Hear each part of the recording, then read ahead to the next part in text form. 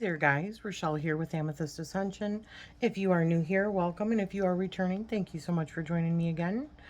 So tonight is night 7 of Making of Kyphi, and tonight we have one part of Juniper Berries. So let me just read out of the book the Encyclopedia of Magical Herbs, what it says for Juniper Berries. Let me just find it here. If it's in here, juniper. Yeah. So folk names are Enebro, Gemener, Wacholder, Geneva, Ginberry, Ginipro or Ginepro, Gin plant. The gender is masculine, planet is sun, element is fire, powers are protection, anti-theft, love, exorcism, and health. So used throughout Europe as a protective herb, juniper also guards against theft. It was probably one of the earliest incenses used by Mediterranean witches.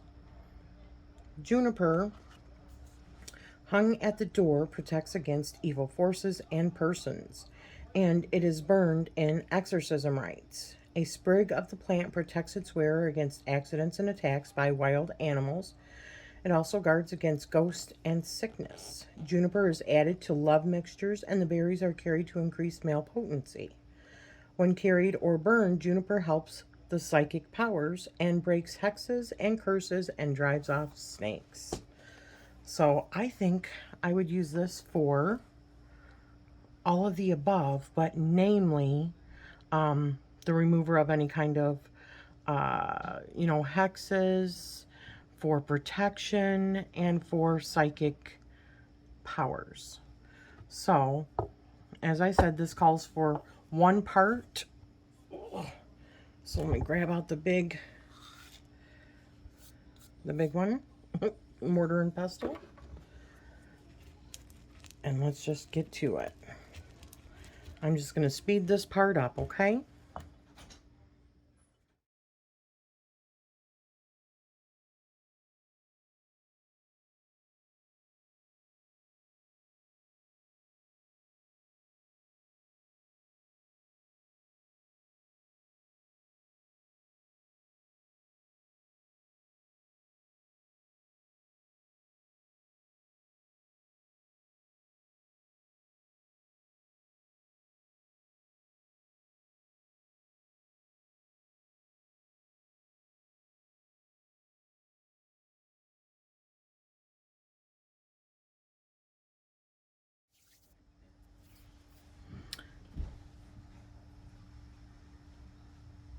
Okay, so I don't think I'm going to get this down any smaller for the moment. So what I'm going to do is put it back in this bowl. And the reason I say that is because it feels a little damp. I'm not sure if it normally would feel this damp, because I've never tried like grinding down juniper berries before. So I'm going to put this and leave it in the air for a couple of days, or until I get all the other ingredients.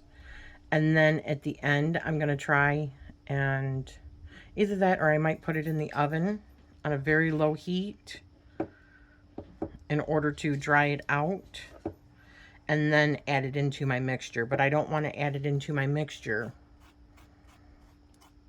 just to be on the safe side. And I don't know if it'll even make a difference, to be honest with you. I don't know, because obviously there's a wet mixture too. So maybe it is this consistency that's going to help.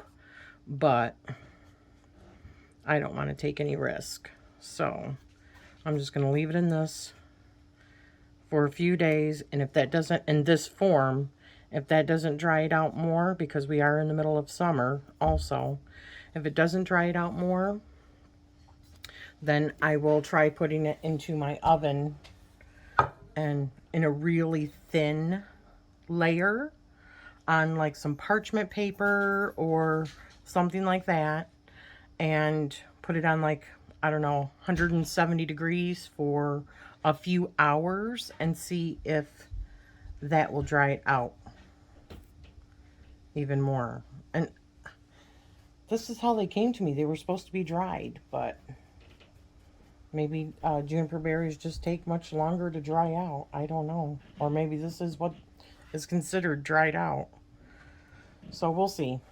But I'm going to leave it at that. You know what? Let me even see if this will burn on this.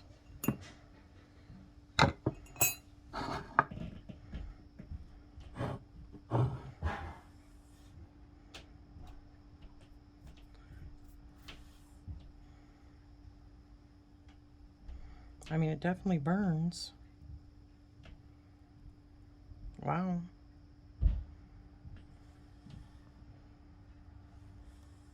Yeah, it definitely burns.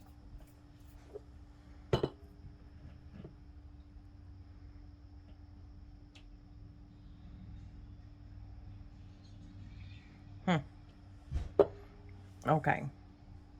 Well, as I said, I mean, it sucks that I have to do this, but it's what I have. It's the juniper berries that I have. So I'm going to leave it out. Hopefully it'll dry. I'm going to put it up high where the cats can't get to it. And by the last day, if it's not dried out, and if it dries out before that, then I'll finish it up. But if it doesn't, then I'm going to try putting it into the oven. But, you know, for the 170, probably, for at least 2 to 3 hours, and see if that dries it out enough in order to grind it down into a powder form. So I will keep you updated on this particular, you know, bit. So thank you for joining me, and I am sending you love always.